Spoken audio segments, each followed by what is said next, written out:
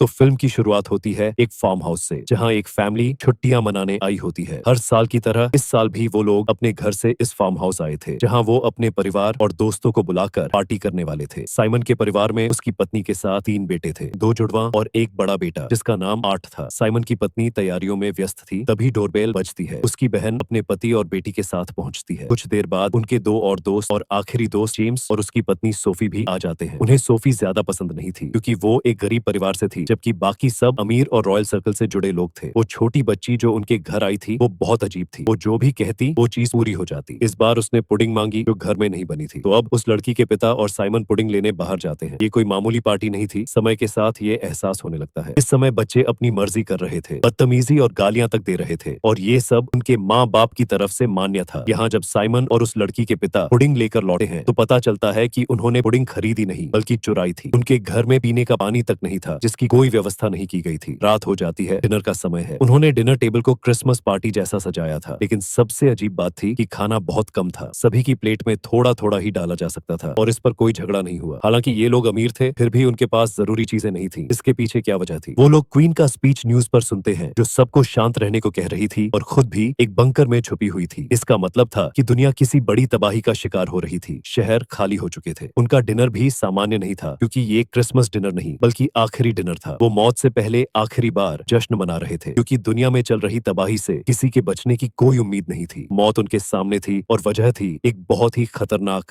काला बादल। जिस भी शहर में वह जाता, उसमें मौजूद जहरीली गैसें वहां के सभी लोगों को तड़पा तड़पा कर मार डालती। उन्हें भी पता था कि वो बादल जल्द ही उनके शहर में भी पहुंच जाएगा। अब तक जहां भी वो बादल गया, वहां लोग भयानक मौत मरे, और ये लोग खुद को खुशकिस्मत मान रहे थे कि अभी तक जिंदा है। उन्हें पता था कि सुबह तक वो बादल यहाँ पहुंच जाएगा। वैज्ञानिक और सरकार पहले ही घोषणा कर चुके थे कि ये गैसें पहले इंसान की सांस की नली पर असर करती है, फिर फेफड़ों पर, और अंत में नर्वस सिस्टम को बर्बाद कर देती है। सरकार के पास इसे रोकने का कोई उपाय नहीं था। वो मौत को रोक नहीं सकते थे, लेकिन वो लोगों की मौत को कम दर्दनाक बना सकते थे, जिसके लिए सरकार ने एक दवा दी थी जो बिना दर्द के मौत देती थी। इस गोली का नाम था एग्जिट पिल। सरकार ने कहा कि जैसे ही आप देखें कि वो बादल आ गया है, आप ये गोली खाकर खुद को मार लें, ताकि दर्द न हो। सरकार अपने नागरिकों से आत्महत्या करने की अपील कर रही थी। इन सभी लोगों के पास भी वो एग्जिट पिल थी। सब लोग डिनर के बाद एक साथ ये गोली खाकर खुद को खत्म करने वाले थे, लेकिन सोफी ने इससे इनकार कर दिया, क्योंकि वो गर्भवती थी। उसने कहा कि ऐसा करने से मैं अपने बच्चे को भी मार दूंगी, लेकिन मैं हत्यारा नहीं बनना चाहती। सोफी को ये भी लगता था कि खुद को मारना बिल्कुल भी सही नहीं है, क्या पता वो बच जाए। अब साइमन का बेटा आर्ट भी यही सोचता है। उसे भी अपनी जान खत्म करने का कोई तर्क समझ नहीं आता। तब लोग सोफी को समझाते हैं कि देखो, कोई भी नहीं बचा, कम से कम हमारे पास एक आसान मौत का विकल्प है। गरीबों को तो वो भी नहीं मिला, वो भी तड़प कर मर गए। सोफी अपने माता पिता को याद करती है, जो कल रात ही मरे थे, और बहुत दर्दनाक तरीके से मरे, क्योंकि वो गरीब थे और उन्हें भी ये गोली नहीं मिली। ये उनकी जिंदगी की आखिरी रात थी, इसलिए वो इसे अच्छे से जीना चाहते थे। कुछ लोग गेम खेलते हैं, कुछ मूवी देखते हैं, और पुरानी यादों को याद कर खुश होते हैं। पता चलता है कि ये फार्म हाउस असल में साइमन की सास का था, जिससे ये सब आखिरी बार बात कर रहे थे। फिर वो बूढ़ी औरत देखती है कि बादल बहुत करीब आ गया है, तो वो फौरन गोली खाकर खुद को सामने ही खत्म कर लेती है। अब आर्ट को ये बात समझ नहीं आती कि सरकार लोगों को खुद को मारने को क्यों कह रही है। फिर उसका पिता उसे समझाता है कि सरकार ने दूसरे देशों में जो तबाही देखी है, वहाँ कोई नहीं बचा, सब बुरी तरह मरे। हमारी सरकार कम से कम दर्द कम करना चाहती है। पर आर्ट को ये सब बेवकूफी लगती है। उसके दिमाग में बस एक ही बात चल रही थी कि अगर वो गैस वाला बादल चला गया तो क्या मैं बच पाऊंगा? क्या दुनिया फिर से वैसी हो पाएगी? आर्ट को लगता है कि सरकार जानबूझकर लोगों को आत्महत्या पर मजबूर कर रही है। कभी ऐसा नहीं हुआ कि दुनिया के 100% लोग किसी आपदा में मर जाएं। कुछ लोग जरूर बचेंगे, लेकिन कुछ बड़ी शक्तियां ऐसा कर रही हैं ताकि जनसंख्या खुद ब खुद कम हो जाए। हो सकता है कि गैस के संपर्क में आने के बाद जो लोग बचते हैं वो जॉम्बी बन जाते हों, और सरकार जॉम्बी की तबाही को रोकने के लिए सबको मरने को कह रही हो। वो सोचता है कि अगर मैंने गोली नहीं ली और अगर गैस जाने के बाद मैं जिंदा बच गया या फिर जॉम्बी बन गया, तो वो जिंदगी कैसी होगी। यहाँ वो अपनी माँ से बात नहीं करता, क्योंकि उसकी माँ सदमे में थी। उसने अपनी माँ को अपनी दादी को अकेले मरते हुए देखा था। अब आर्ट सोफी के पास जाता है और गोली के बारे में बात करता है, क्योंकि उसे पता है कि सोफी की सोच बाकी बड़ों से अलग है। सोफी भी बताती है कि वो भी गोली नहीं लेने वाली। ये जानकर आर्ट को हिम्मत मिलती है और वो अपना फैसला पक्का कर लेता है कि वो भी गोली नहीं खाएगा। तभी उसकी माँ वहां आती है और वो अपनी माँ माँ को बताता है कि अब न मैं और न सोफी गोली लेंगे। ये सुनकर उसकी माँ हैरान रह जाती है कि उसका बेटा इतनी बड़ी मूर्खता कर रहा है। उसके माँ बाप उसे बाहर ले जाकर वैन में बिठाते हैं और समझाते हैं कि बेटा मौत तो तय है, तो फिर क्यों ना उसे कम दर्द में स्वीकार करे। वो बस उसे एक ही विकल्प दे रहे थे कि मौत आए तो कम तकलीफ में आए। आर्ट उन्हें उम्मीद देने की कोशिश करता है, लेकिन उसके माता पिता उम्मीद खो चुके थे। उन्हें सरकार की बातों पर यकीन था। वो आर्ट को आखिरी बार समझाते हैं कि हम नहीं चाहते कि हम सब तो आराम से मरे और तू तड़प कर। जब आर्ट देखता है कि उसके माँ बाप उसे हर हाल में मरवाना चाहते हैं तो वो भाग जाता है और उसी वक्त उसके माता पिता देखते हैं कि अब वो बादल बहुत करीब पहुंच गया है। आर्ट कुछ दूर भागता है तो उसे एक कार मिलती है। वहां वो देखता है कि पूरा परिवार एग्जिट पिल खाकर मर चुका है, लेकिन एक छोटा बच्चा